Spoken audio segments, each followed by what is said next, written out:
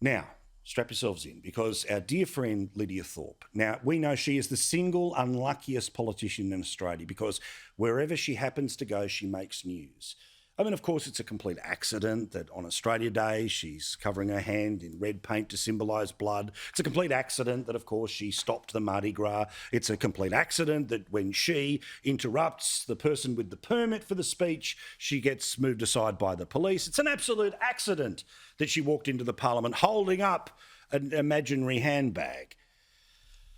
But we have now heard from Lidia Thorpe today in great detail. She doesn't do many interviews for a reason I'll get to in a second, but she decided to sit down with a YouTuber, and it was quite the conversation. Now, of course, before I show you what she has to say for a reasonable explanation behind all of these unfortunate and unlucky incidents, of course, we must begin the conversation in the usual way. We're all on stolen land, and it's been a long, hard fight for our old people over the last 200 years, and I just want to acknowledge those warriors of the frontier wars and generations of survivors. Whew, thankfully we got that out of the way. Now, let's get to the explanations about, among other things, that strip club moment, which in the interview she turns around and says she wasn't at the strip club. In fact, she was about a kilometre away, but then she turns around and says she was spending money in the club. So that's a grey area. But why did she have to go and celebrate the 50th birthday of a dear friend? Because this was a dear friend who, like her, is connected to her culture. I needed to be there for one of my longest sister girls that we did Grease Lightning together when we were 5 years of age. Amazing. It was incredible, and there were, it was a play and dance that we're involved in as Aboriginal kids in the community. So they were all black kids doing Grease Lightning. And my white grandmother, Nan Carmel, made our outfits, which were little gold kind of singlety things with blue tassels. Amazing. And little matching gold skirts with our bellies hanging out. Good on you, Grandma. Now, about actually what happened, the video that we all saw, why did that happen, Lidia? We went to leave, or actually we had walked out of the door when a tall, very fair-skinned man, middle-aged white man, I would say, probably a bit younger, just started verbally attacking me, saying he knew who I was, and spoke quite derogatory at me, and that triggered a response. And I automatically don't allow people to speak to me that way or treat me that way. If we had have just been allowed to walk out of the club and get into the taxi that was waiting, which we had organised, then there would have been no problem. So if only there was some CCTV footage that confirms that the senator was, yet again, unlucky. She was obstructed from being able to go from the doorway to the cab. Oh, we have that? Roll the tape. Now, as you can see, the senator is having a polite conversation with this middle-class white male, well, maybe a little bit younger. She has the conversation. She then starts moving towards the cab. No one is stopping her getting into the cab. The door is open. She's about to get in, and she goes back for more because somebody obstructed her getting into the cab. And despite the fact that she said everything that she said, yet again, this unlucky senator explains that all of it was a giant plot. So it seemed that more people had arrived with cameras. Randoms ready to go. I walked into a trap. Because the secret WhatsApp group of white supremacists was receiving a message. Quick, she's at Maxine's. Turn up. Well, famously, of course, One Nation's got a collection of stickers about the things that she had said. One of them is about the size of somebody's gentlemanliness. Why did she say that?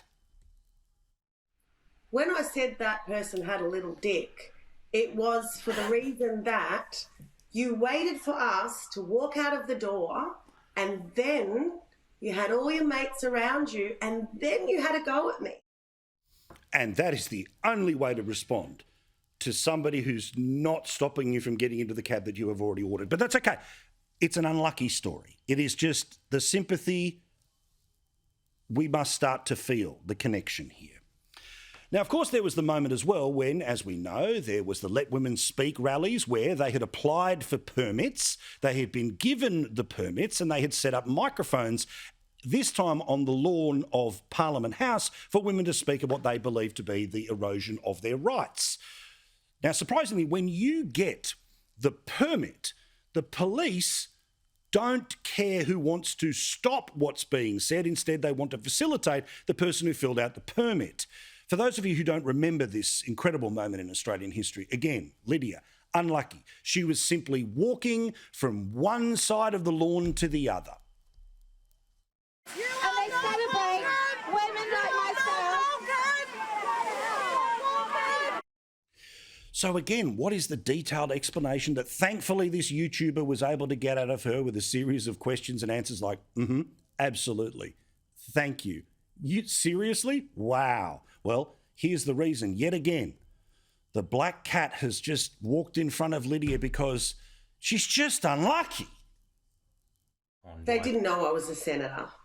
And, you know, I was just a black activist, staunch black woman protesting something that's not welcome on Ngambri and Ngunnawal country. And as sovereign people, we should have a right to tell people like that they are not welcome. Everyone talks about welcome to countries. Well, some people are not welcome. No, because the federal police who also work in federal parliament wouldn't recognise one of the senators who works in federal parliament walking from federal parliament to the lawns out the front of federal parliament from several hundred metres away with the flag. I mean, she was quite incognito. Frankly, she was in disguise that day, so people didn't understand that she was wearing the Groucho Marx glasses and the fake moustache. So we must give her the benefit of the doubt there. And of course, yet again, the media has lied all day, every day about the Mardi Gras. Remember the apparent protest at the Mardi Gras when the senator from Victoria, of course, was lying down in front of a float at the Mardi Gras. Well, there's an innocent explanation for all of this as well. It is a long walk, and I am turning 50 this year, so I have some ankle issues. So I said, look, I need a rest, I need a feed, I need some water. I mean, it is an incredibly long walk, and if you know Sydney from Elizabeth Street to the top of Taylor Square, that is Heartbreak Hill. I mean, that is a solid kilometre and a bit that even I wouldn't even consider slowly walking in a parade. Anyway, now, of course, after she left and she got some refreshments, she was able to get the strength back. Well, of course, like everyone, you're able just to rejoin the parade from the public gallery, right? Well, she was able to do that because this wasn't an unlucky night. But then you know what happened again? Meow. It was an unlucky moment. It wasn't a protest. When we walked back into the parade, not planned at all, but we walked into the end of the police float, unbeknownst to us, except for we could hear everybody chanting, F the police, F the police. And a white, straight police officer stopped us. They continued to pursue us, and there was no way out of the gates in that Pride March. The only thing I thought to do was to hold on to something to try and get some attention to stop these police. So I laid in front of a truck. I had no idea which truck it was. I felt unsafe. Again, just unlucky. I mean, those netball ankles, they can get you at any time. They really can. This is unfortunate. Show more sympathy, Australia. Don't react like you are right now. Now, obviously, Lidia Thorpe has chosen now to start to speak to independent or smaller media agencies because the ones that she has previously spoken to in the mainstream, well, you know, there's a problem with many of the interviews that she's given. What's the word that starts with R and ends with ist? There are no media outlets that I'm aware of or that I've dealt with at the moment that allow for a true conversation to occur. I think that they're all running on an agenda. Now, in response to the Prime Minister speaking about potential need for, you know, some assistance to make sure that she is as emotionally resilient as she so often is seen in public, this was the response of this unfortunate, unlucky, set-upon senator where just random heterosexual police officers may head in her direction at any time. You know, my counsellor has sent me a text message yesterday saying, "I've got your back, can't wait till our next session."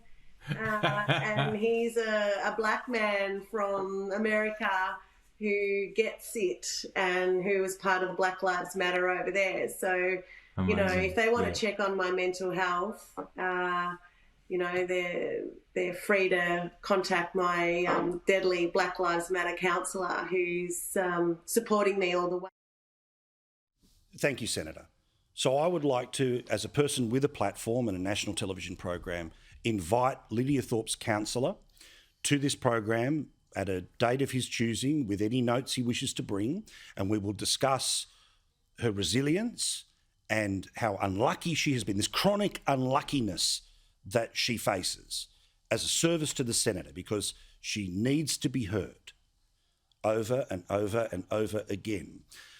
But of course, despite the fact that many people unfairly judge this senator as somebody who consistently makes every public appearance about herself, this is not a divider. She is here, like Joe Biden in the United States, to unite us. I do want peace, regardless of what you think of me. I do want to bring this nation together.